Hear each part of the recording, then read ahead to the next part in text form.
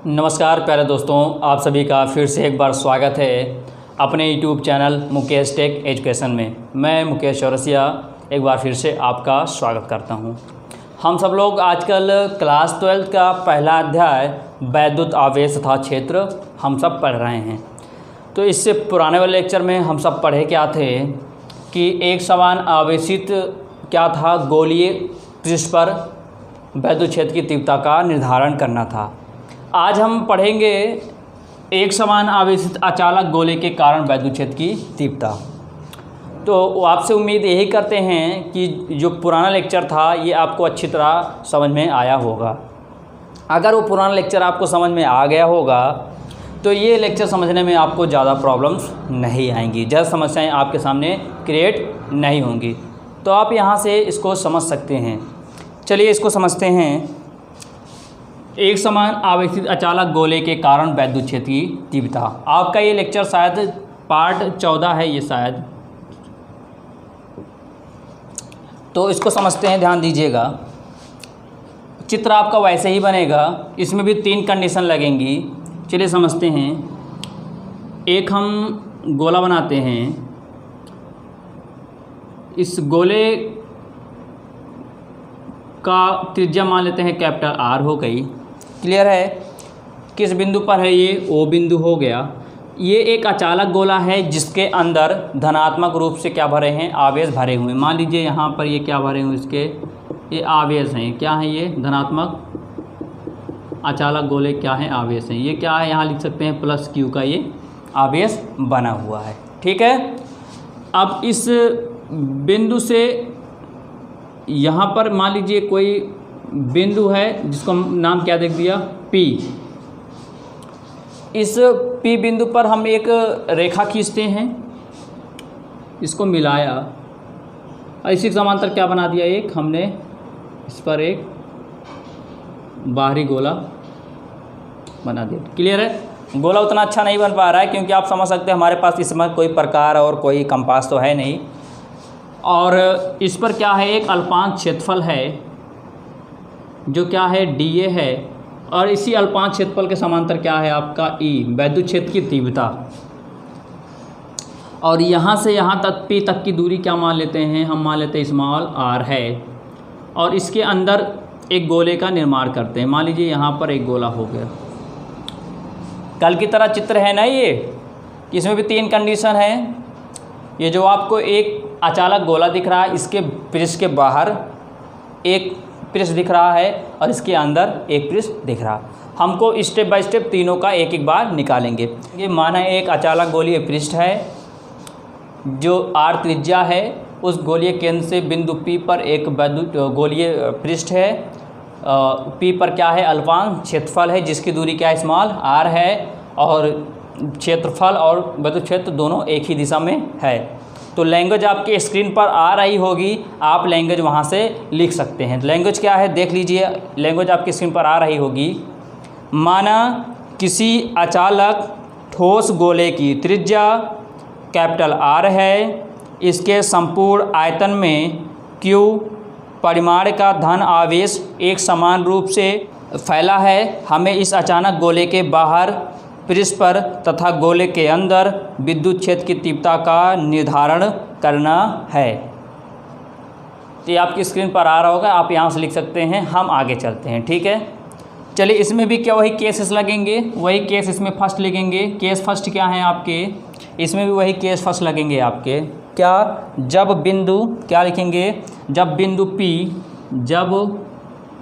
जब बिंदु P क्या होगा? अचालक गोले के बाहर हो। अचालक गोले के ये जो बिंदु P है क्या दिख रहा है? अगर ये जो बिंदु क्या हो अचालक गोले के, जब बिंदु P अचालक गोले के बाहर हो, ये क्या दिख रहा है? ये क्या है आपका? ये है अचालक, ये आपका अचालक गोला है। क्या अचालक गोला है? इस गोले के क्या दिख रहा है? ये बाहर दिख रहा है। जब ये बाहर होगा, अचालक गोले के बाहर है, तो आप समझ सकते हैं जब ये बाहर होगा तो इसकी दूरी बड़ी हो जाएगी, ये जो अंदर अचालक गोला है इसकी दूरी क्या हो जाएगी, छोटी। तो बाहर की दूरी मतलब यहाँ से P तक की दूरी कितनी है, R है। तो आप देख सकते हैं R इसकी दूरी कुछ ज़्यादा बड़ी है, तो क्या लिख देंगे यहाँ पर, ये जो R है R किससे बड़ा रहेगा, कैपिटल R से। क्लियर है, यही तो कोई समस्या यही करवाया गया था इससे पहले वाले में। ये जो R है क्या है, ये R स्मॉल r किससे बड़ा है, कैपिटल R से। अब वही लगा दीजिए, क्या लगाएंगे, हम बात करेंगे क्या, यहाँ पर पहले अल्पांश की बात करेंगे, फिर किसकी बात करेंगे, संपूर्ण की बात करेंगे। बात कर लीजिए, यहाँ से क्या लिखेंगे, अल्पांश क्षेत्रफल dA के कारण, अल्पांश क्षेत्रफल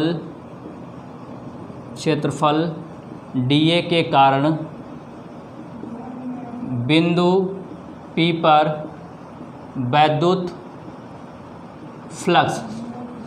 जो लोग आज उनके लिए लेक्चर नया होगा वो हमारे प्ले लिस्ट पर जाकर पुराने लेक्चर को देख सकते हैं, ताकि ये वाला सारा कॉन्सेप्ट उनका क्लियर हो सके। ठीक है, ध्यान दीजिएगा। तो यहाँ से करेंगे क्या, डी फाई, डी क्यों किए, क्योंकि अल्प की बात कर रहा था। यहाँ से होगा क्या, ई क्या होता है, डी ए, और इसको लिख सकते हैं क्या, E D A cos theta. और यहाँ से होता क्या है, कॉस थीटा क्या लिख देंगे, 0, क्योंकि डी ए और ई दोनों ही एक ही दिशा में है। तो यहाँ से हो जाएगा ई डी ए, बस कॉस थीटा मतलब कॉस 0, और कॉस 0 की वैल्यू कितनी होती है, 1 होती है। क्लियर है, तो यहाँ से क्या मिला, डी फाई हमको इतना मिला। क्लियर है, अब यहाँ से लिख लेंगे क्या, संपूर्ण, किसकी बात करेंगे, संपूर्ण क्षेत्रफल के कारण बिंदु P पर वैद्युत फ्लक्स। चलिए हम समझते हैं संपूर्ण क्षेत्रफल क्या हो जाएगा, यहाँ समझते हैं क्या होता है। संपूर्ण के लिए क्या लिखते थे हम, फाई ई, यहाँ पर क्या यूज होता था, ये डी फाई, यही तो यूज होता था संपूर्ण के लिए। यहाँ पर सरफेस इंटीग्रल समाकलन, संपूर्ण समाकलन का यूज करते थे। और यहाँ से हम जानते क्या हैं, यहाँ से कितना, इसकी वैल्यू कितनी, इसकी वैल्यू है कितना, ई डी ए, रख दीजिए। यहाँ जब रखेंगे कितना आ जाएगा, ई डी ए। यहाँ से ई को बाहर करिए, जब ई को बाहर करेंगे क्या आएगा, सरफेस एरिया डी ए, ये तो है सरफेस इंटीग्रल डी ए। अच्छा, ये डी ए है क्या, ये क्षेत्रफल की बात करता है, किसका, संपूर्ण क्षेत्रफल। तो आप जानते हैं ये क्या दिख रहा है आपको, गोला दिख रहा है, गोले का संपूर्ण क्षेत्रफल कितना होता है, 4 पाई आर स्क्वायर। यहाँ लिखेंगे ई 4 पाई आर स्क्वायर, इतना आपको मिला। अब ध्यान दीजिए, आप किसका यूज करेंगे, गॉस की प्रमेय का। किसका यूज करेंगे, गॉस की प्रमेय का। चलिए यूज किया जाए गॉस की प्रमेय से। गॉस की प्रमेय से क्या होता है, गॉस की प्रमेय आप जानते हैं क्या होता है, फाई ई, यही तो होता है शायद, क्यू अपॉन एप्सिलॉन 0, यही होता है ना। अब देखिए ये और ये दोनों आपस में, देखिए इसका बायां पक्ष इसका बायां पक्ष दोनों आपस बराबर हो गए, इसका मतलब दायां पक्ष भी क्या होगा, बराबर होगा। तो अगर हम बराबर करेंगे कितना हो जाएगा, ये आ जाएगा ई 4 पाई आर स्क्वायर, इधर आएगा क्यू अपॉन एप्सिलॉन 0। अब यहाँ से अगर ई निकालेंगे तो क्या हो जाएगा, अगर यहाँ से हम ई निकालेंगे तो क्या हो जाएगा, ये हो जाएगा 1/4 पाई एप्सिलॉन 0 क्यू अपॉन कुछ बच रहा है, क्यू अपॉन आर स्क्वायर, यही तो हुआ, ये हमारा निकल गया है। इसको बना लेते हैं समीकरण 1। क्लियर है, क्या बना लें, समीकरण 1। यहाँ तक आपको समझ में आया होगा। अब क्या बात करेंगे, ये हमारा पहला निकल गया, जब बिंदु P अचालक गोले के बाहर हो। चलिए प्यारे स्टूडेंट समझते हैं आगे। दूसरा केस है जब बिंदु P गोले के पृष्ठ पर होगा। ये जो बिंदु P है, ये जो पृष्ठ है अचालक गोलक, अगर इस पर आ जाएगा तो आप देख लिए इसकी लंबाई और इसकी लंबाई दोनों आपस में बराबर है। कहने का मतलब small r equal to capital R हो जाएगा ना। यहाँ से क्या करेंगे, अब यहाँ से समझते हैं यहाँ से होगा क्या। अभी हमने बताया था समीकरण क्या बना था आपका, पहला समीकरण, पहले से हम क्या लिखेंगे, ई बराबर 1/4 पाई एप्सिलॉन 0 क्यू अपॉन, यहाँ पर क्या था, स्मॉल r स्क्वायर। तो यहाँ क्या करेंगे, ई बराबर 1/4 पाई एप्सिलॉन 0 क्यू अपॉन, ये r की जगह क्या लिख देंगे, कैपिटल R स्क्वायर। ये हो जाएगा आपके दूसरे का प्रूफ हो जाएगा। क्लियर है, क्योंकि दोनों आपस में बराबर है। अब तीसरे केस की बात करते हैं, जब बिंदु P गोले के पृष्ठ के अंदर हो। केस 3 बात करते हैं, जब बिंदु P गोले के अंदर हो। जब ध्यान दीजिए ये जो P था, ये P कहाँ आ गया, ये जो गोला है, ये गोला बना गया ना, ये जो P है यहाँ पर आ जाएगा, तो ये P यहाँ आ जाएगा। ठीक है, जब P आ जाएगा तो इसके अंदर भी कोई आवेश लगेगा, तो उसको क्या, कौन सा आवेश लगेगा, इसको मान लिया Q डैश। क्या मान लेंगे, Q डैश। Q डैश क्यों माना गया, मान लीजिए ये कोई गोला था, इस पर पहले से आवेश भरा हुआ था, एक गोला और बना दिया, तो इसके अंदर कौन सा आवेश काम करेगा, तो इसके अंदर कौन काम करेगा, Q डैश काम करेगा। उसी का नाम क्या दे दिया गया है, Q डैश। क्लियर है, तो चलिए समझते हैं इसको। ध्यान दीजिए, जब P यहाँ चला आएगा तो ये R क्या होगा, R बहुत ही छोटा हो जाए किसकी अपेक्षा, कैपिटल R की। इसके अपेक्षा ये क्या होगा, R, क्योंकि ये अभी तक यहाँ था तो बड़ा था, यहाँ पर आज बराबर हो गया। जब यहाँ पर अंदर आ जाएगा किसी गोले के तो क्या होगा, ये देखिए इसकी लंबाई इतनी, इसकी लंबाई छोटी है, वैसे आप देख सकते हैं। और ये गोला जो बनेगा इसके अंदर जो आवेश काम करेगा, क्या आवेश काम करेगा, Q डैश आवेश काम करेगा। तो क्या हो जाएगा, स्मॉल r है छोटा हो जाएगा किसके, कैपिटल R बड़ा हो जाएगा। क्लियर है। अब ध्यान दीजिए, यहाँ पर मान लेते हैं एक फॉर्मूला हम आपको बताते हैं, पहले लिख लेते हैं। माना गॉसियन पृष्ठ, माना गॉसियन पृष्ठ, गॉसियन पृष्ठ पर आवेश क्या है, Q डैश है। गॉसियन पृष्ठ पर आवेश क्या है, Q डैश है। हम भाई हमने मान लिया, अंदर क्या लगा दिया, Q डैश लगा दिया। क्लियर है, चलिए समझते हैं। अब आपको एक फॉर्मूला बता रहे हैं, आपको उसको याद करिएगा, उसी बेस पर आगे सभी का निगमन होगा। क्लियर है, चलिए हम फॉर्मूला लिखते हैं। क्या लिखेंगे, आयतन आवेश घनत्व, आयतन आवेश घनत्व होता क्या है, आवेश बटे आयतन, आवेश बटे होता है आयतन। आयतन आवेश घनत्व को हम रो, इसको पढ़ते हैं रो, रो से हम इसको डिनोट करते हैं। आवेश कितना है, आवेश यहाँ से किस पर लग रहा है, गोले के अंदर। किसके लग रहा है, गोले के अंदर। अंदर लग रहा है तो क्या लगा है, आवेश Q डैश, तो यहाँ लगा देंगे Q डैश। आयतन क्या होगा, एक गोले का आयतन क्या होता है, 4π3, 4/3 πr क्यूब, ये गोले का आयतन होता है। तो यहाँ लगा देंगे क्या, 4/3 πr क्यूब। क्लियर है, यही तो लगाएंगे ना। चलो अच्छा, इसका भी लगा दिया। अगर यहाँ से एक और निकालें, किसका निकालें हम, यहाँ से हम Q, यहाँ से कैपिटल R हो जाएगा ना, क्यों, क्या होगा यहाँ से स्मॉल r, ठीक है स्मॉल r हो जाएगा। अगर और यहाँ से Q निकाल लें, 4/3 पाई कैपिटल R क्यूब, क्योंकि ये जो आवेश घनत्व लग रहा है इस गोले पर लगेगा, और किसके द्वारा लग रहा है, ये पहले ये अचालक गोले के ही कारण इसके अंदर आ रहा है। अगर ये अचालक गोला होता ना तो क्या ये गोला अंदर बन पाता, बिल्कुल ना बन पाता, क्योंकि किसकी बात कर रहा है, बात कर रहा है एक समान आवेशित अचालक गोले की। तो इसको भी तो लेना पड़ेगा, तो इसका भी आयतन निकालना पड़ेगा। आज यहाँ से ध्यान दीजिए, 4 इससे क्या हो गया, ये कैंसिल हो गया। अब यहाँ बचा कितना, Q dash upon R cube, यहाँ से Q upon capital R cube. यहाँ से आपको निकालना क्या है, Q डैश निकालना है।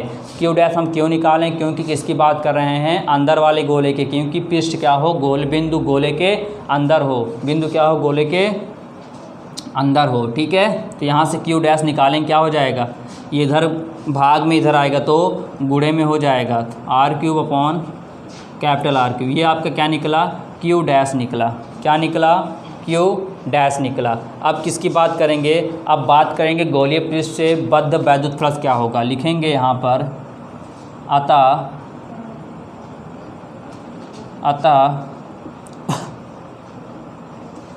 ध्यान दीजिएगा, अतः गॉसियन पृष्ठ से बद्ध वैद्युत फ्लक्स क्या होता है, फाई कितना होता है, अभी आप निकाले थे, फाई बराबर E 4πr²। क्लियर है। और गॉस की प्रमेय क्या कहती है, गॉस की प्रमेय क्या कहती है, गॉस की प्रमेय कहती है कि phi is equal to Q upon R²। यही है कि Q अपॉन ε0। यहाँ पर ε0 है ना, यहाँ पर डैश लगाएंगे, क्लियर है? क्यों डैश लगा रहे हैं? क्योंकि हमको डैश की वैल्यू पता है। अब यही डैश की वैल्यू उठा कर किस में रख देंगे, इसमें हम पुट कर देंगे। तो पुट कर दीजिए, तो ये आ जाएगा फाई ई। देखो दोनों बराबर है ना, जब ये बराबर है तो इसको कंपेयरिंग कर लीजिए इन दोनों की। क्या आ जाएगा? ई 4 पाई आर स्क्वायर, यहाँ से क्यू डैश एप्सिलॉन 0। चलिए यहाँ से क्यू डैश की वैल्यू रखेंगे, यहाँ पर इसको रख देंगे। कितना रखेंगे? ई 4 पाई आर स्क्वायर, इसकी वैल्यू रखेंगे, कितना हो जाएगा? Q r cube upon capital r cube. Clear है? चलो हमको यहाँ से ई निकालना है। क्या निकालना है? ई निकाल लीजिए, इसको नीचे भेज दीजिए। 1/4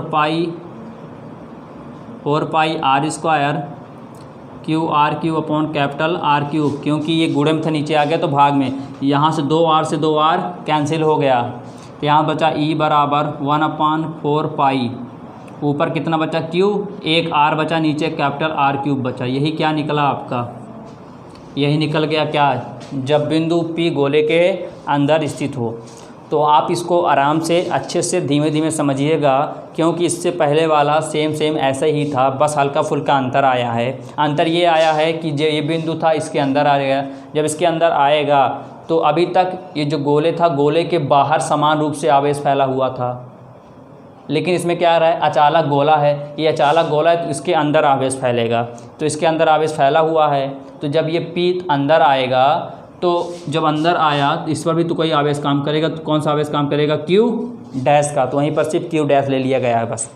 जहाँ पर ये केस 3 स्टार्ट करेंगे वहाँ पर कहीं पर भी आप क्यू नहीं लिखेंगे। क्या लिखेंगे? Q dash, Q dash, Q dash, सब जगह क्यू डैश करते हुए चले आएंगे।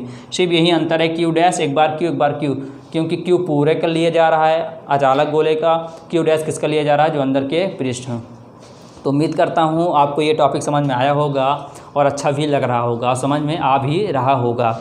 तो ऐसे वीडियो और आपको चाहिए ऐसे वीडियो, तो आप अभी तक हमारे चैनल को सब्सक्राइब नहीं किए, चैनल को सब्सक्राइब करिए और भी लोगों को शेयर कीजिए, ताकि वो भी सबका आनंद ले सकें।